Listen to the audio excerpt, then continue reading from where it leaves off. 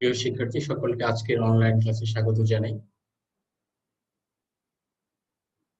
আমাদের ধারাবাহিক ক্লাসে আজকের এখন আমাদের লেকচার নম্বর ৮। আমাদের আজকের আলোচনার বিষয় কৃতদাসের হাসি উপন্যাসের সমকালীন চিন্তা চেতনার প্রতিফলন। অর্থাৎ আমরা কৃতদাসের হাসি উপন্যাসটি পড়ব সেই পাঠের আলোকে ঔপন্যাসিক সেই সময়ে যে সময় তিনি উপন্যাসটি লিখেছেন তৎকালীন ঘটনাগুলো কিভাবে তার উপন্যাসে প্রভাব ফেলেছে সেই সম্পর্কিত আলোচনা। আমরা এখন বাংলা বিভাগের সমান প্রথম বর্ষের বাংলা উপন্যাস ১ কোর্সে উপন্যাস এটি নিয়ে আলোচনার পূর্বে আমরা একটা বিষয় আলোচনা করি, সেটি হলো যে আমরা যখন উপন্যাস করি তখন উপন্যাসের নানা রকম ধরন রয়েছে। রাজনৈতিক উপন্যাস, সামাজিক উপন্যাস, মনস্তত্ত্বমূলক উপন্যাস, ঐতিহাসিক উপন্যাস, এরকম নানা ধরনের উপন্যাসের একটি ক্যাটাগরি রয়েছে। আমরা আজকে যে উপন্যাসটি নিয়ে আলোচনা করব এই উপন্যাসটি মূলত রাজনীতিকে কেন্দ্র করে লেখা হয়েছে, কিন্তু উপন্যাসের কোনো একটা অংশেই আমরা এমন কোনো বাক্য কিংবা চরিত্রের এমন কোনো সংলাপ পাবো না যে সংলাপটি আসলে রাজনীতির সাথে জড়িত। সেই ক্ষেত্রে আমরা বলতেই পারি যে শওকত ওসমান খুব সচেতন ভাবে সমসাময়িক অর্থাৎ তৎকালীন ঘটনাগুলোকে তার সাহিত্যের রূপক কিংবা প্রতীকের মাধ্যমে দেখানোর চেষ্টা করেছেন। আমরা সরাসরি ক্লাসে চলে যাই। সাথে আছে আমি মোহাম্মদ ইমরান হোসেন, প্রভাষক বাংলা, সরকারি আশেক মাহমুদ কলেজ, জামালপুর। আমরা সকলেই জানি সাহিত্যের ক্ষেত্রে উপন্যাস হলো এমন একটি মাধ্যম যে মাধ্যমের ক্ষেত্রে ঔপন্যাসিক তার সমাজের দর্শন বা যাপিত জীবনের অভিজ্ঞতার আলোকে যে কোনো ঘটনাকে নানা বেড়াজালে থাকার পরেও তার মুক্ত চিন্তা প্রকাশ করার চেষ্টা করে থাকেন। কেননা সাহিত্যিকের কাজ হলো মুক্ত চিন্তার বহিঃপ্রকাশ ঘটানো। যে ভাবনা বা কথাগুলো রাষ্ট্রের অন্য ১০ জন বা ১০০ জন মানুষ বলতে চায় কিন্তু নির্দিষ্ট কাঠামোর অভাবে বলতে পারে না, সেই ভাবনার কথাগুলোকে যৌক্তিক এবং সুন্দরভাবে গ্রথিত করে প্রকাশ করার ক্ষেত্রে ঔপন্যাসিক বা সাহিত্যিকগণ ভূমিকা পালন করে থাকেন। বাংলা ভাষা সাহিত্যের ক্ষেত্রে শওকত ওসমান, শেখ আজিজুর রহমান যার প্রকৃত নাম, সেই মানুষটি সাহিত্যের ক্ষেত্রে শওকত ওসমান নামে পরিচিত। বাংলাদেশের উপন্যাসের ধারায় শওকত ওসমান একটি অনন্য নাম। তার সাহিত্য চর্চা মূলত দেশের অবরুদ্ধতা কালে, অর্থাৎ ওনার জন্ম ১৯১৭ সালে। ১৯৪৭ সালে ভারত পাকিস্তান ভারতবর্ষ দুটি ভাগ হয়ে যায়। সাম্প্রদায়িক দাঙ্গা, ধর্মকেন্দ্রিক মানুষের যে চিন্তা ভাবনা, তারপর এই ভারত এবং পাকিস্তান ভাগ হওয়ার পর আমরা আজকে যে বাংলাদেশ বা বঙ্গভূমিকে স্বাধীন বাংলাদেশের কথা বলে থাকি, এটি পাকিস্তানের অন্তর্গত হয়। আমরা জানি যে পাকিস্তান সরকারের নানা রকম অনাচার, অবিচার কিংবা বৈষম্যের কথা আমাদের অনেক রকম সাহিত্যে সেটার প্রতিফলন রয়েছে। শওকত ওসমানের ক্ষেত্রে তার সাহিত্যের বিশেষ করে শওকত ওসমান কৃতদাসের হাসি উপন্যাসে তার এই লেখা, অর্থাৎ পাকিস্তানি শাসনামলে স্বৈর শাসকের যে বিস্তার ছিল সেই বিস্তারটি কত সুন্দরভাবে এখানে প্রবাহিত হয়েছে তার একটি রূপরেখা আমরা পাবো। শওকত ওসমান একই সাথে ওনাকে বলা হয় চিন্তাশীল এবং সমাজ সচেতন কথা সাহিত্যিক। তার যে জীবনবোধ, রাজনৈতিক মনন এবং জীবন সম্পৃক্ত শিল্প সৃষ্টি করার ক্ষেত্রে তার অসামান্য ভূমিকা রয়েছে এবং সাফল্যের সাথে তিনি সেটি নির্মাণ করতে পেরেছেন। বিভাগ পূর্বকালে অর্থাৎ ১৯৪৭ সালে দেশভাগের পূর্বকালে তার সৃষ্টিশীল জীবনের পথ চলা শুরু হলেও বিভাগোত্তরকালে অর্থাৎ ৪৭ সাল পরবর্তী সময় থেকে তার মহত্তম সাহিত্যিক হিসেবে প্রকাশ ঘটে। আমরা যে উপন্যাসটি পাঠ করছি কৃতদাসের সেই উপন্যাসটি ১৯৬২ সালে প্রকাশ হয়। তখন পূর্ব পাকিস্তান অর্থাৎ তৎকালীন যে পাকিস্তানের তখন আইয়ুব খান প্রধান শাসক ছিলেন। ওই সময়ে মানুষের গণতান্ত্রিক যে বোধ, যে মুক্ত চিন্তার প্রকাশ, সেই প্রকাশ করার ক্ষমতাটা আসলে খুবই কম ছিল। শওকত ওসমান ব্যক্তিগত জীবনে কোনো রাজনৈতিক দলের সদস্য ছিলেন না, কিন্তু রাজনৈতিক দলের সদস্য না হয়েও সেই রাজনীতিকে তার লেখনের মাধ্যমে প্রকাশ করার চেষ্টা করেছেন এবং এটা এক প্রকার সাহিত্যিক সাহিত্যিক বৃন্দের যে কৌশল, সেই কৌশলের সূক্ষ্ম প্রকাশ হলো চোখের বালি কৃতদাসের হাসি উপন্যাস। আমরা এর আগে যে উপন্যাসগুলো পড়েছি, বিষাদসিন্ধু, কপালকুণ্ডলা, চোখের বালি প্রভৃতি উপন্যাসের ক্ষেত্রে সাধারণত চরিত্রের যে দ্বন্দ্ব সংঘাত সেগুলোকে আমরা প্রাধান্য দিয়ে আলোচনা করেছি। কিন্তু আমরা দেখবো যে একজন মানুষ কিভাবে নির্যাতন নিপীড়ন সহ্য করেও শাসকের বিরুদ্ধে দুঃসাহসিক প্রতিরোধ গড়ে তুলতে পারে। তার উপন্যাসগুলোতে দেশকালের সংকট যেমন ফুটে উঠেছে, তেমনি সেই সংকট থেকে সম্ভাবনা এবং সম্ভাবনাকে কিভাবে উত্তরণ পর্যায়ে নিয়ে মানুষের মুক্তি ঘটানো সম্ভব তার একটি আভাস আমরা তার সাহিত্যের ক্ষেত্রে পেয়ে থাকি। শওকত ওসমান ঔপন্যাসিক ছাড়াও ছোট গল্প, নাটক, প্রবন্ধ, রম্যরচনা এসব লিখেছেন। বিশেষ করে তার যে প্রথম দিককার লেখা বনি আদম এবং জননী উপন্যাস, এর ভিতর জননী উপন্যাস তাকে সাহিত্যিক হিসেবে অন্যতম মর্যাদা দিয়েছে। জননী নামে আমরা আরো অনেক ঔপন্যাসিকের উপন্যাস পাবো, বিশেষ করে মানিক বন্দ্যোপাধ্যায়ের উপন্যাসটি উল্লেখযোগ্য। কৃতদাসের হাসি তার তৃতীয় উপন্যাস। এছাড়াও তার অনেক লেখার ক্ষেত্রেই রাজনৈতিক অবস্থার টালমাটাল দশা আমরা লক্ষ্য করে থাকবো। বিশেষ করে যেমন জাহান্নাম হইতে বিদায়, রাজা উপখ্যান, নেকড়ে অরঙ্গ কিংবা পতঙ্গ পিঞ্জর, এগুলো তার উল্লেখযোগ্য রচনা। তবে এইসব রচনার বাইরেও কৃতদাসের হাসি উপন্যাসের জন্য বাংলা সাহিত্যে তিনি সর্বাধিক পরিচিত। মূল ঘটনা যাওয়ার আগে আমরা একটা বিষয় বলে দিই, আমরা যে উপন্যাসটা করতে যাচ্ছি এখানে অনেকগুলো চরিত্র রয়েছে। তার ভিতরে সবচেয়ে বেশি আলোচিত যে চরিত্র আর্মেনিয়ান দাসী মেহেরজান আর হাফসি কৃতদাস তাতারী। বলা যায় যে তাতারী হলো এই উপন্যাসের কেন্দ্রীয় নায়ক। অর্থাৎ একজন অন্তর্জ শ্রেণীর মানুষের যে সাহিত্যের নায়ক হয়ে উঠতে পারে তার বিপ্লবোচিত বৈশিষ্ট্যের কারণে, এটি তিনি তার এই উপন্যাসটি দেখাতে চেয়েছেন। খলিফা হারুন বাদশাহ, কিন্তু সেই বাদশার নিষ্ঠুরতাকে অতিক্রম করে হাফসি কৃতদাস তাতারী তার ভাগ্যের যে বিপর্যয় এবং প্রতিবাদের কাহিনীকে কেন্দ্র করে মূলত গড়ে উঠেছে এই উপন্যাসের মূল আখ্যানে। উপন্যাসের মূল ঘটনা যাওয়ার আগে আমরা যে বিষয়গুলো জানতে চাই সেটা হলো প্রত্যেকটা মানুষই তার নিজের বংশ, গৌরব কিংবা আভিজাত্যের ক্ষেত্রে একটি নিজস্ব স্বকীয়তা বা বৈশিষ্ট্য দেখাতে চান। আমরা অনেক সময় নানা রকম সিনেমায় দেখে থাকি যে অন্তঃজ শ্রেণীর কোনো মানুষের সাথে উচ্চবিত্ত শ্রেণীর কোনো মানুষের সম্পর্ক গড়ালে কোনো পরিবারই এই সম্পর্কটা খুব ভালোভাবে মেনে নিতে চান না।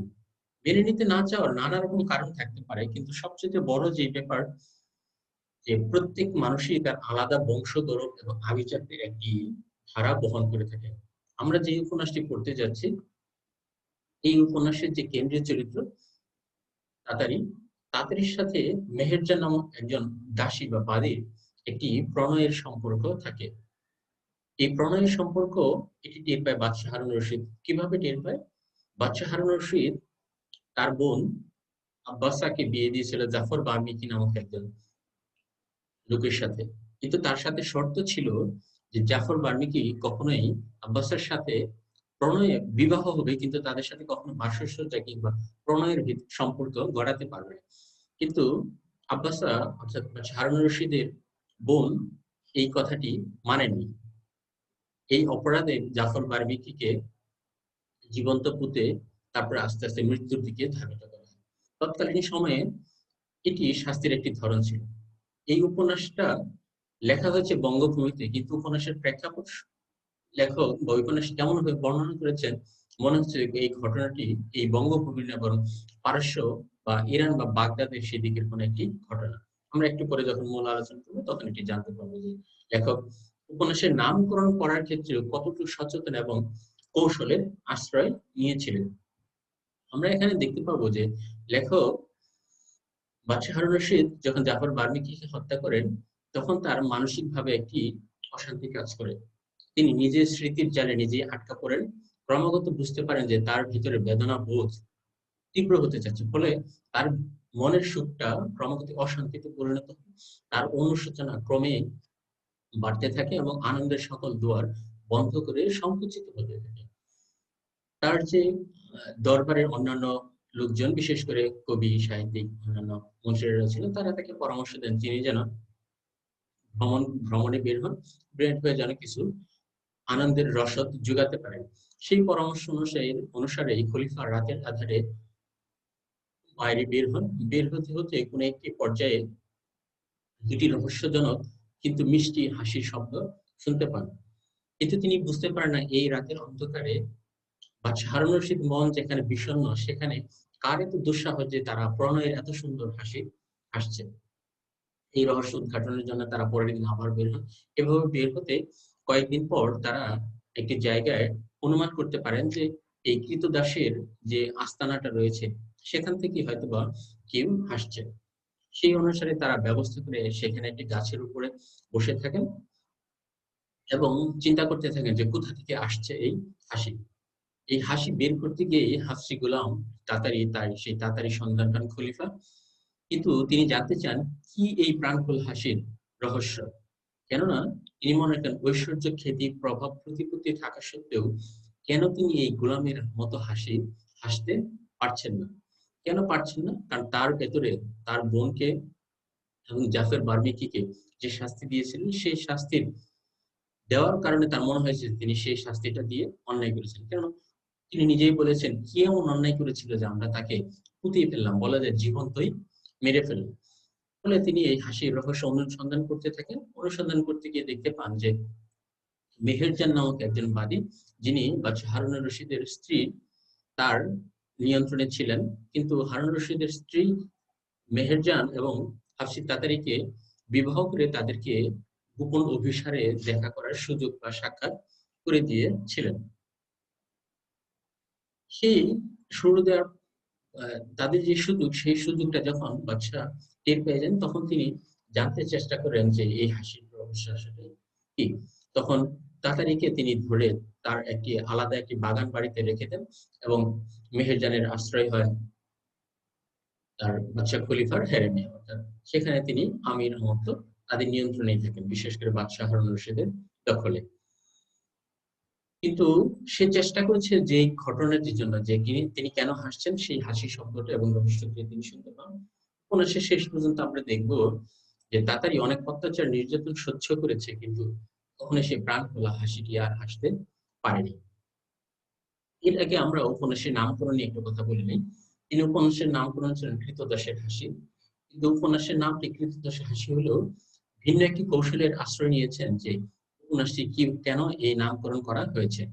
লেখক উপন্যাসের শুরুতে একটি শিরোনামহীন ভূমিকা দিয়েছেন। সেই ভূমিকায় তিনি বর্ণনা করেছেন যে কিভাবে এই পাণ্ডুলিপিটি আবিষ্কার করা হয়েছিল।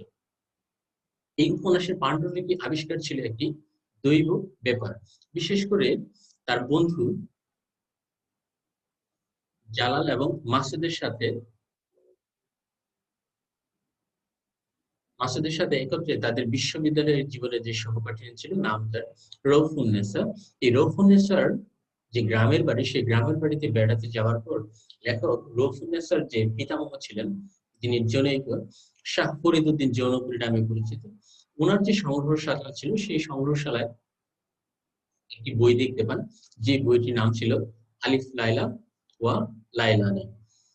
মূলত আমরা যে গল্পটা জেনে থাকি যে পারস্য বা আরব রজনীর ক্ষেত্রে আলিফ লাইলা ওয়া লাইলা, অর্থাৎ সেই গল্পটির মূল নাম ছিল 1001 রাত্রি। কিন্তু তিনি সেখানে আলাদা একটি উপকাহিনী যুক্ত করে বলেছেন গল্পের আরো একটি অংশ ছিল যেখানে ছিল 1002 রাত। অতিরিক্ত যে অংশটি শেষ অধ্যায়ের একটি পরিচ্ছেদ বা নাম ছিল জাহাকুল আব্দ। জাহাকুল আব্দ শব্দের অর্থ হলো গোলামের হাসি। পরবর্তীতে তিনি রৌফুন্নেসার যে পিতামহ, তার সাথে পরামর্শক্রমে এই যে অংশটির অনুবাদ করেছিলেন বা একটি গল্প লিখেছিলেন, সেই গল্পটির নামই হলো কৃতদাসের হাসি। তাহলে আমরা বুঝতে পারলাম যে তিনি তার সহপাঠীর বাড়িতে বেড়াতে গিয়ে একটি বই পেয়েছিলেন। সেই বইয়ের শেষ অংশটি ছিল জাহাকুল আব্দ বা গোলামের হাসি। সেইটি অনুসারে তিনি লিখেছেন কৃতদাসের হাসি। তাহলে তিনি কৌশল অবলম্বন করেন যে তার এই গল্পটি আসলে এই ভারতবর্ষ বা বঙ্গভূমি নয়, এটি পারস্য বা বাগদাদের আরব রজনীর কোন একটি অংশ। কেননা বাদশাহ হারুন রশিদ নামক যে খলিফার কথা আমরা জেনে থাকি, তিনি এই বঙ্গভূমি না বরং বাগদাদেরই ছিলেন। সে কারণে তিনি কৌশলে এই নামকরণটি করেছেন। কেন এই নামকরণ করেছেন সেটি আমাদের আলোচনায় আসবে। কৃতদাসের হাসি উপন্যাস স্বাভাবিকভাবে আমরা যদি বৈশিষ্ট্য নির্ণয় করতে চাই, তাহলে এটি একটি মূলত রূপক ধর্মী উপন্যাস। কিন্তু রূপক ধর্মী হলেও এর চরিত্র বা চরিত্রায়ন করার ক্ষেত্রে তিনি একটি প্রতীকী বিষয়কে প্রাধান্য দিয়েছেন। কোন একজন মানুষ মিথ বা পুরাণকে যেভাবে বর্ণনা করে থাকে, কোন একটি পৌরাণিক কাহিনীর আবরণে বর্তমান ঘটনা, ঔপন্যাসিক ঠিক সেই মিথ কথনের আবরণে সমকালের অর্থাৎ লেখক যে সময় লিখেছেন ১৯৬২ সালে, তৎকালীন যে সামরিক শাসক ছিলেন আইয়ুব খান, সেই আইয়ুব খানের চরিত্রটা নির্মাণ করার চেষ্টা করেছিলেন খলিফা হারুন রশিদ চরিত্রের মাধ্যমে। তাহলে বোঝা যায় বাগদাদের যে খলিফা বা হারুন রশিদ, সেই হারুন রশিদকে তিনি আসলে হারুন রশিদ না, বরং এই পাকিস্তানের যে সামরিক শাসক আইয়ুব খান ছিল তার অংশেই দেখানোর চেষ্টা করেছেন। অপরদিকে ক্রীতদাসের হাসি উপন্যাস যখন শুরু হয়, উপন্যাসের শুরুতে আমরা যেটি দেখব, খলিফা হারুন রশিদের যে সহধর্মী বেগম জুবাইদা যার নাম এবং তার বাদী মেহেরজানের কথোপকথন। এই জুবাইদা এবং বাদী মেহেরজানের কথোপকথন এবং আচরণের মধ্যেই আমরা খুব সহজেই টের পাই যে বাদশাহ বা খলিফা হারুন রশিদ কতটা নিষ্ঠুর নিপীড়ক চরিত্রের স্বরূপ নির্দেশ করতে পারে বা প্রতিনিধি। খলিফা হারুন যদি কঠিন বা স্বৈর শাসকের প্রতিনিধি না হতেন, তবে দাস তাতারির কাছ থেকে তার মেহেরজানকে সরিয়ে ফেলতেন না। এই কথা তাহলে স্পষ্ট করে বলা যায়, খলিফা হারুন রশিদ চরিত্রের মধ্যে আমরা পাকিস্তানি স্বৈরশাসক আইয়ুব খানের ছবিটাকে স্পষ্ট ভেসে উঠতে দেখি। তেমনি তৎকালীন পূর্ব বাংলার জনগণ, তারা যে তাদের বাক স্বাধীনতাটাকে হারিয়ে ফেলেছিল, তারা যে স্বাধীন স্বকীয় ভাবে যে একটি কথা বললো, সেই কথা বলার মতো সুযোগ আসলে ছিল না। বলা চলে অনেকটাই বাক রুদ্ধ অগণতান্ত্রিক একটি পরিবেশ ছিল।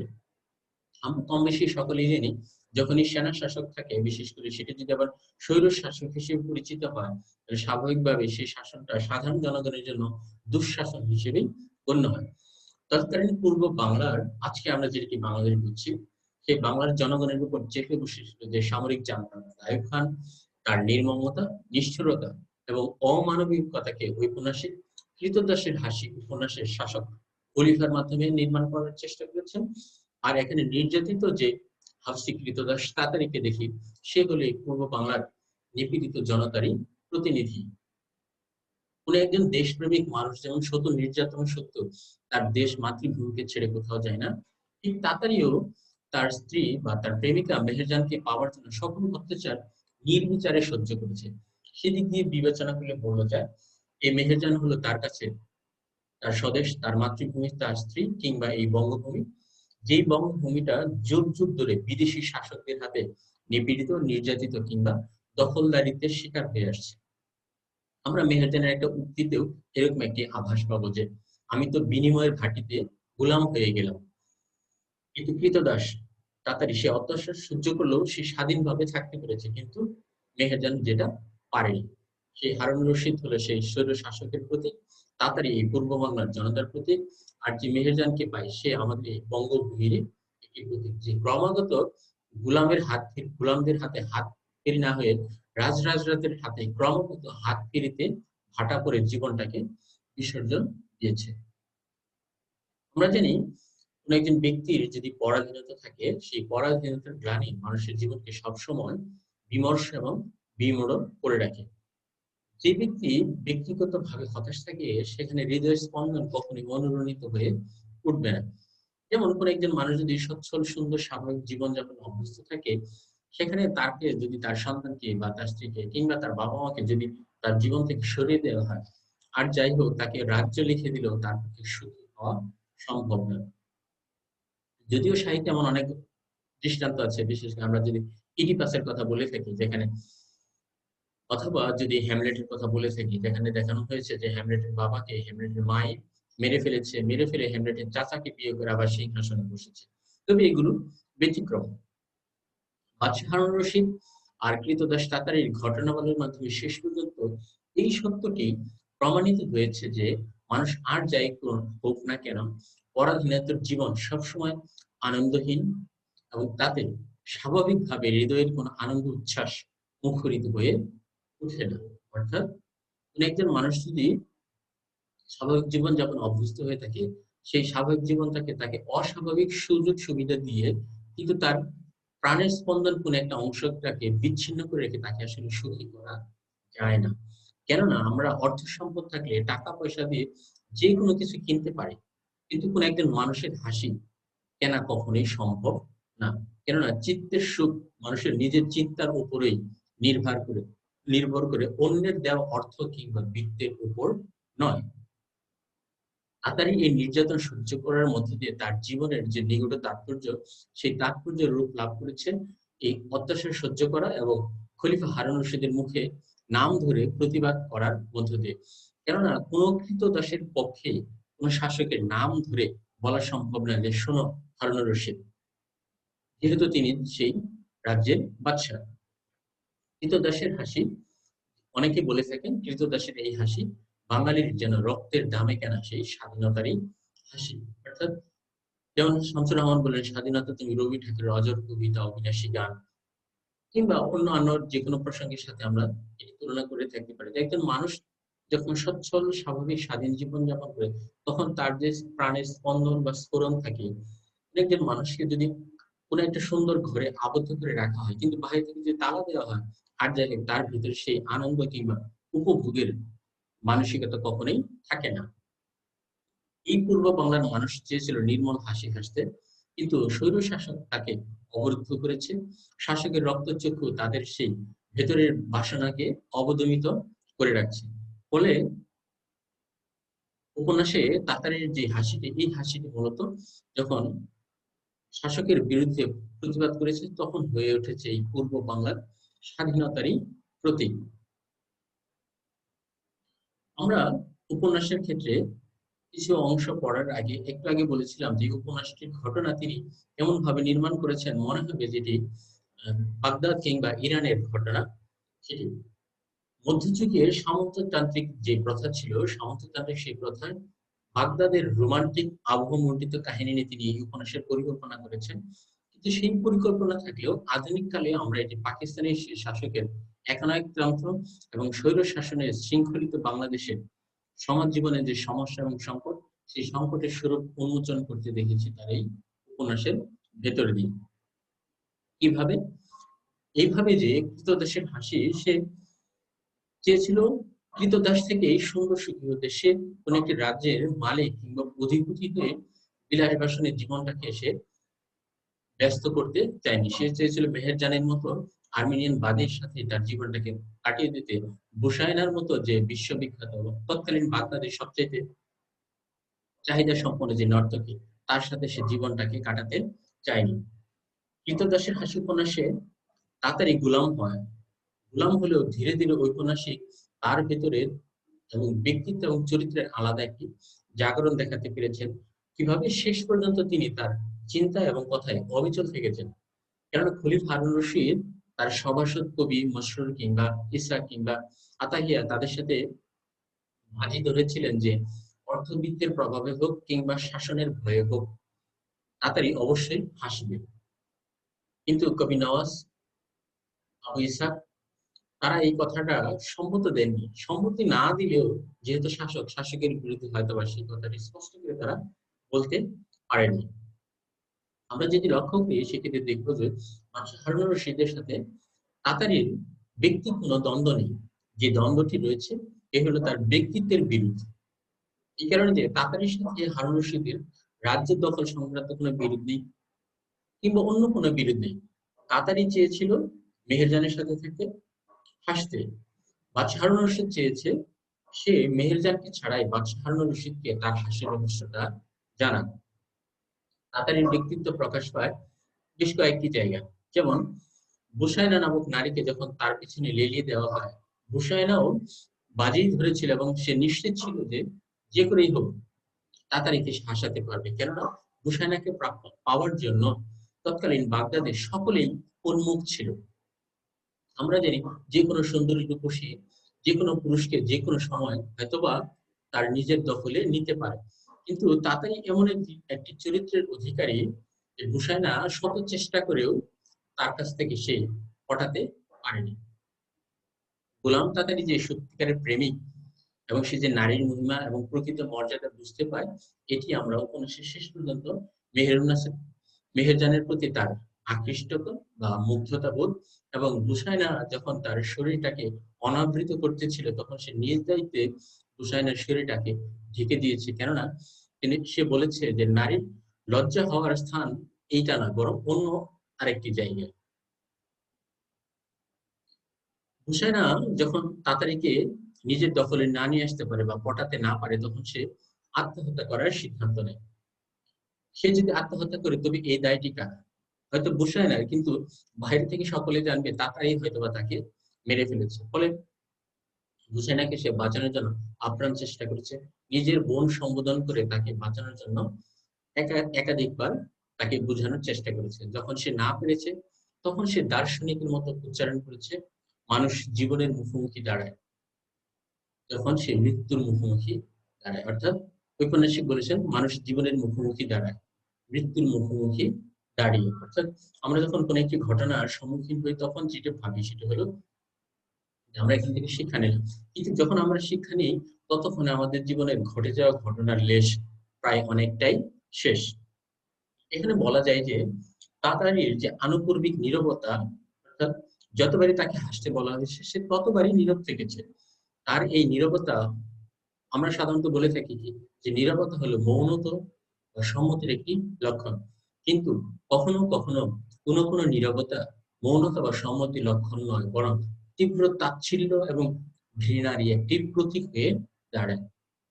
তাতারীর এই নীরবতা ঠিক তেমনি খলিফা হারুন রশিদের প্রতি তীব্র তাচ্ছিল্য এবং ঘৃণার একটা প্রতীক। তার এই নীরবতা বলা হয়ে থাকে তার ব্যক্তিত্বের দৃঢ়তা এবং তার একটি সরলতার প্রতীক। কেননা যে মহাপরাক্রমশালী বাগদাদের খলিফা বাদশাহ হারুন রশিদ, তার কারাগারে বন্দী থেকেও অসহায় একটি বান্দা, একটি গোলাম তার নীরবতা শক্তির দিয়ে বাদশাহ হারুন রশিদকে পরাজিত করেছে। কেননা সে তাকে শেষ পর্যন্ত চাবুকের আঘাত করেও ভাসাতে পারে নাই। কেন পারেনি? এই কারণেই যে তাড়াতাড়ি তার নিজ চিন্তায় এবং চেতনায় অবিচল। যেমন যুদ্ধক্ষেত্রে সৈনিকরা তার মাতৃভূমিকে রক্ষার জন্য অবিচল এবং দৃঢ় প্রতিজ্ঞ থাকে, তাতারীকে শেষ পর্যন্ত সকলে যখন তাকে কোনোভাবেই হাসানো না যায় তখন তাতারী একবার মনে করতে থাকে তাতারীকে মেহেরজানের সম্মুখে নিয়ে যাওয়া হয়। বাদশা হয়তো ভাবে যদি সে মেহেরজানকে দেখে হয়তোবা তার মুখে সেই হাসিটা ফুটে উঠবে। মেহেরজান তাতারীকে প্রথমে চিনতে পারেনি, কেননা এই দীর্ঘ সময় ধরে তাতারীর উপর যে নির্যাতন, বিশেষ করে শারীরিক নির্যাতন এবং চাবুকের যে আঘাতগুলো দেওয়া হয়েছে, এতে তার শারীরিক রূপ বা অবয়ব অনেকটাই বিকৃত, বলা যায় অনেকটাই অপরিচিত মানুষের মতো হয়ে গেছে। কিন্তু তাতারী তার মেহেরজানকে ঠিকই চিনতে পেরেছে, যতই সে সুন্দরী রূপসী হয়ে সেজে থাকুক না কেন। সে চেয়েছে তাতারীকে। মেহেরজান রাজ লোভে পড়ে হয়তো একজনের হাত সেখান থেকে আরেকজনের হাতে পতিত হয়েছে কিংবা দখলীকৃত হয়েছে। শত চেষ্টা করেও যখন বাদশাহ তাকে হাসাতে না পারে তখন মেহেরজানকে তার কাছে দেওয়া হয়। মেহেরজান তার কাছে গিয়ে অনুরোধ করে, কিন্তু তাড়াতাড়ি তাতেও সম্মত হয় না। মেহেরজান তার শরীরের ক্ষত মুছে দিতে চায়, তবু সে রাজি হয়নি, বরং তার ভিতরে যে ক্ষোভ কিংবা রাগ অভিমানের সেই বাণী উচ্চারণ করে তিনি শুনিয়েছেন, শুনো হারুন রশিদ, দিরহাম দৌলত দিয়ে কৃতদাস গোলাম কেনা চলে, বান্দি কেনা সম্ভব, কিন্তু কৃতদাসের হাসি না, না, না। অর্থাৎ কৃতদাসের হাসি কখনোই কেনা সম্ভব না। তুমি তোমার অনেক দিরহাম ধন দৌলত বা স্বর্ণ মুদ্রা থাকতে পারে, সেটা দিয়ে তুমি অন্য যে কোনো কিছু কিনতে পারো, কৃতদাস মানুষের বান্দা একজন মানুষকে কেনা যেতে পারে, কারণ সে তখন যেতে বাধ্য। কিন্তু সেই বান্দার হাসি এটি কখনই কেনা সম্ভব নয়, কেননা হাসি হলো মানুষের আত্মার একটি প্রতিধ্বনি। মানুষ তখনই হাসে যখন তার আত্মা হেসে ওঠে। জোর করে কখনো মানুষকে আত্মার হাসিটাকে বের করা সম্ভব নয়।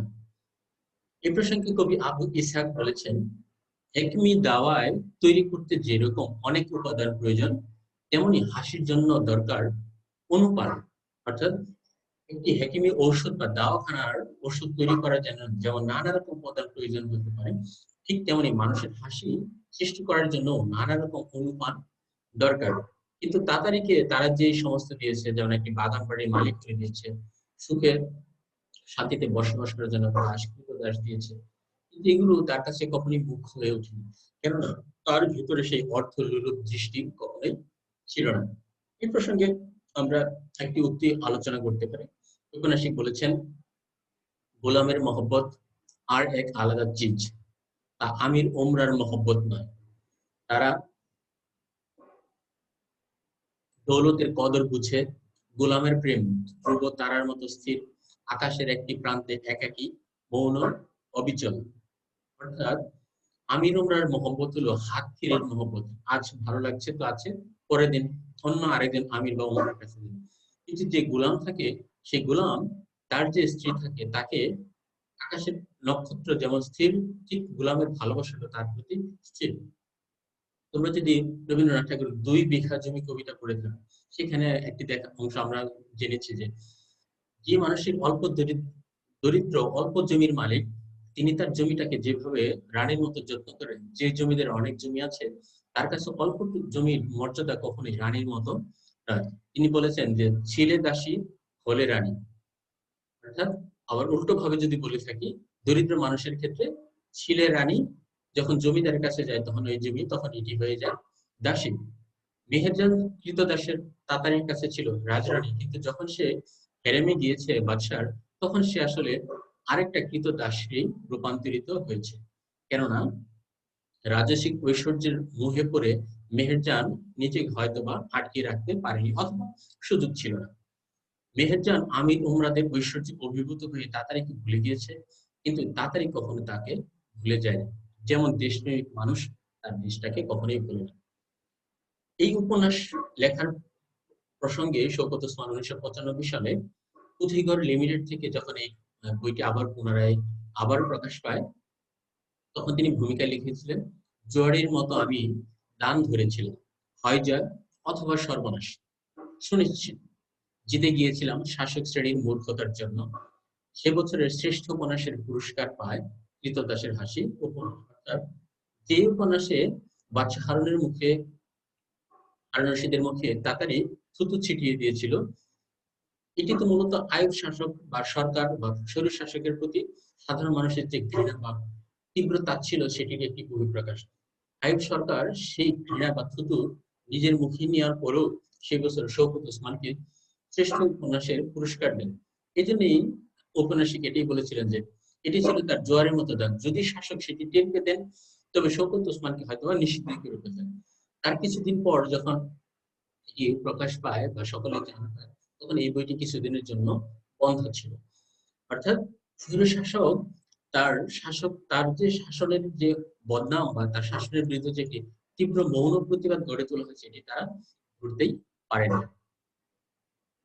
আমরা এতক্ষণ যেটা আলোচনা করার চেষ্টা করেছি, শওকত ওসমান সমকালে সামরিক শাসন পীড়িত যে জাতিসত্তার প্রতিবাদ এবং স্বাধীনতা প্রাপ্তির জন্য মানুষের ভিতরে যে আকাঙ্ক্ষা, সেই আকাঙ্ক্ষাকে রূপায়িত করার চেষ্টা করেছেন তাতারি চরিত্রের মাধ্যমে। তাতারির হাসি মূলত আমাদের যে আজকের যে পূর্ব বাংলা, এই পূর্ব বাংলার স্বাধীনতারই ইঙ্গিত বাহির বা স্বাধীনতার ইঙ্গিতটাকে বহন করে নিয়ে এসেছে। অন্যদিকে তৎকালীন পূর্ব বাংলার জনগণের উপর যে নির্মমতা, নিষ্ঠুরতা এবং অমানবিকতা, সেই অমানবিকতার রূপটাকে তিনি সৃষ্টি করার বা দেখানোর চেষ্টা করেছেন খলিফা হারুন রশিদ চরিত্রের নির্মমতার মধ্য দিয়ে। শওকত ওসমানের কৃতদাসের হাসি আইয়ুব খানের শাসন এবং শোষণ এবং সমকালকে যেভাবে রূপায়িত করেছে, ঠিক সেই রূপায়ণের লক্ষণের সাথে সাথে আমরা দেখেছি মেহেরজানের যে মানসিক চিন্তার পরিবর্তন, তাতারি দৃঢ় চিত্তের প্রতিবাদ, আর খলিফার স্বৈরতান্ত্রিক মনোভাবের ভেতর দিয়ে সেই সময়কার শাসন, শাসিত, শোষিত এবং নিপীড়িত জনতার প্রতিচ্ছবিটা আমরা স্পষ্ট করে উপলব্ধি করতে পারি। আমরা আলোচনার প্রায় শেষ পর্যায়ে চলে এসেছি। এরপর যে আমাদের কিছু প্রশ্ন নিয়ে আলোচনা, তোমরা সকলে আনমিউট করে প্রশ্নের উত্তরগুলো দিতে পারো। আর যদি যা এই মুহূর্তে মনে না পড়ে, তাহলে আমরা যে কাজটি করবো, পরের আলোচনার দিন আমরা সেগুলো নিয়ে আলোচনা করবো, তোমরা এগুলো পড়ে রাখবে। প্রথম প্রশ্ন, মেহেরজান কে? তার রূপের পরিচয় তুলে ধরো। এটা নিঃসন্দেহে তখন তোমরা বলতেই পারবা যে মেহেরজান হলো হাফসি কৃতদাস তাতারির যে সখী স্ত্রী বাগদত্তা, আমরা যেটি বলি না কেন, সেই কেন্দ্রীয় নায়িকা চরিত্র। আরেকটা প্রশ্ন, আমি বাগদাদ অধীশ্বর সুখ ভিক্ষুক। সে তো আমার তুলনায় বাগদাদের ভিক্ষুক, তবু সুখের অধীশ্বর। কে, কেন এমন বলেছে? এই কথাটি বলেছিল খলিফা হারুন রশিদ। বলেছিল তাতারি সুখকে কেন্দ্র করে। রাতের আধারে তারা যখন সেই শব্দের হাসির শব্দটি সুর লহরীর মতো তাদের কানে এসে পৌঁছয়, তখন তারা ভাবে আমি বাগদাদের অধীশ্বর। অধীশ্বর হওয়ার পর আমার মনের ভিতরে যে দুঃখ বেদনা, আমি হাসতে পারছি না, সে তুলনায় তাড়াতাড়ি এই রাজ্যের একজন ভিক্ষুক মাত্র, কিন্তু তার যে হাসি, সে সুখের অধীশ্বর হলো সে। তাই সে তার প্রতি ঈর্ষার বশবর্তী হয়ে কৌতুক মিশ্রিত ভাবে এই প্রশ্নটি করেছিল। পরের প্রশ্ন, কবি আবু ইসহাক বলেছিলেন একটি কথা, যে যারা ভালো কথা বলতে পারে তারা ভালো হাসতেও পারে, অর্থাৎ কথা বলার সাথে ভালো হাসির একটি সম্পর্ক রয়েছে। তাতারি এবং মেহেরজান তারা যখন প্রেম প্রণয়ের গল্প করছিল, তাদের যে মর্মবোধ, সেই মর্মবোধ থেকে এই ইঙ্গিতটা করা হয়েছে। তাহলে সেক্ষেত্রে কি বাদশাহ হারুন রশিদ ভালো কথা বলতে পারেন না? সেখানে কি হাসতে পারেন না? পারেন, কিন্তু তার বোনের প্রতি যে নির্মম এবং জাফর বাহনুমের প্রতি যে নিষ্ঠুর আচরণ করেছেন, সেই নিষ্ঠুর আচরণের স্মৃতি তাকে কুড়ে কুড়ে খেয়েছে। অর্থাৎ স্মৃতি তার কাছে এমন ভাবে তাড়না দিচ্ছে যে তিনি আর সুখ স্বাভাবিক জীবনকে যাপন করতে পারছেন না। তোমাদের জন্য অর্পিত একটি কাজ থাকবে, তোমরা এটি করবে, সেটি হলো হাসি মানুষের আত্মারই প্রতিধ্বনি। কবি আবু নওয়াসের এই উক্তির আলোকে তাতারি নামক যে চরিত্রটি আছে, সেই চরিত্রের স্বরূপ বিশ্লেষণ করে। অর্থাৎ আমরা যেটি বলার চেষ্টা করেছি যে কোন একজন মানুষকে টাকা দিয়ে কোন একটি কাজ করিয়ে নেওয়া সম্ভব, বাধ্য করানো সম্ভব, কিন্তু সেই মানুষটার ভিতরে যদি চিত্তের সুখ না থাকে, তবে তার হাসিটাকে কখনোই ভেদ করা সম্ভব নয়। তাহলে আমরা যে বিষয়টি আলোচনা করলাম, শওকত ওসমানের ক্রীতদাস উপন্যাস লেখার প্রেক্ষাপট, সেই উপন্যাসটির নামকরণের ক্ষেত্রে তিনি যে কৌশলের আশ্রয় নিয়েছিলেন, বাগদাদের প্রেক্ষাপটকে এনেছেন এই বঙ্গভূমির পটভূমিতে। এটি তার সাথে খলিফা হারুন রশিদ নিষ্ঠুর এবং নির্মমতার চিত্র, মেহেরজান এবং তাতারির যে প্রেম, এবং মেহেরজানের প্রতি তাতারির যে একনিষ্ঠ প্রতীক হিসেবে তার যে নৈতিক দায়িত্ববোধ, সেই দায়িত্ববোধ, এই দায়িত্ববোধ আদতে নির্যাতিত নিপীড়িত জনতা তার মাতৃভূমির প্রতি। সেই মাতৃভূমিকে যেহেতু সে রক্ষা করতে পারেনি, তাই তার ভেতরের যে হাসিটি ছিল, এই হাসি তার ভেতরে আর কখনোই ফিরে আসেনি। আর তার হাসি ফিরে আসেনি কারণ তার অন্তরে ছিল দুঃখ এবং বেদনার ছাপ। সেই দুঃখ এবং বেদনার ছাপকে পরিষ্কার করতে তাকে স্বাধীন এবং সচ্ছল করে দেওয়ার দরকার ছিল, কিন্তু খলিফা হারুন রশিদ তাকে সেটি দেয়নি। যেমন কোন স্বৈর শাসকই তার রাজ্যের অধীশ্বর, রাজ্যের যে অধিবাসী রয়েছে তাদেরকে সেই সুযোগটা দেন না। এই প্রসঙ্গে তোমরা যদি আরো বেশি পড়তে চাও, তাহলে নানা রকম সমালোচনা গ্রন্থ আছে। তার মধ্যে একটি গ্রন্থ পড়তে হবে, বাংলাদেশ উপন্যাস বিষয়ক ও শিল্পগুলো, ডক্টর রফিকুল্লাহ খান লেখা। এছাড়াও শ্রীকুমার বন্দ্যোপাধ্যায়ের বাংলা উপন্যাস ধারা, সরোজ বন্দ্যোপাধ্যায়ের বাংলা কালান্তর, বাংলা সাহিত্যের ইতিহাস বইটিও পড়তে পারো। সেখানে রাজনৈতিক উপন্যাসের যে ধারাগুলো আছে, সেখানে এই উপন্যাসটি আলোচনা করা হয়েছে। আমরা শেষ একটি কথা দিয়ে আজকের ক্লাসটা এখানে শেষ করব। শওকত ওসমান বঙ্কিমচন্দ্র চট্টোপাধ্যায়কে উদ্ধৃত করে তার একটি ডায়েরিতে লিখেছিলেন যে বাঙালি যখন একা লড়ে, সে 100 জনের মতো লড়ে, আর যখন 100 জন লড়ে, তখন একজনের সমান ও সক্রিয় নয়। শওকত ওসমান তৎকালীন সময়ের বাংলা ভাষা এবং সাহিত্যের ক্ষেত্রে একাই লড়ে যাওয়া সেই সাহসী লেখক, যিনি স্বৈর শাসকের বিরুদ্ধে লিখেছেন। ঠিক তেমনি তার তাতারি চরিত্রটি সেই 100 জন নয়, বরং একজন, যে একাই পুরো বাদশাহ খলিফা হারুন রশিদের বিরুদ্ধে একাই লড়ে গিয়েছেন। তোমাদের সকলকে ধন্যবাদ এতক্ষণ মনোযোগ দিয়ে ক্লাসটি করার জন্য। যদি তোমাদের কোনো প্রশ্ন থেকে থাকে তাহলে প্রশ্ন করতে পারো। আর স্যার, আমার একটা প্রশ্ন আছে, সেটা হচ্ছে উপন্যাসের শিল্প মূল্য বলতে কি বোঝানো হয়? উপন্যাসের শিল্প মূল্য, উপন্যাসের শিল্প, প্রতিটি উপন্যাসের ক্ষেত্রে, যেহেতু তোমরা একটি পরীক্ষায় আমাদেরকে অবতীর্ণ হতে হয়, সেই পরীক্ষায় একটি প্রশ্ন থাকে যে উপন্যাসের শিল্প বলতে আসলে কি বোঝায়।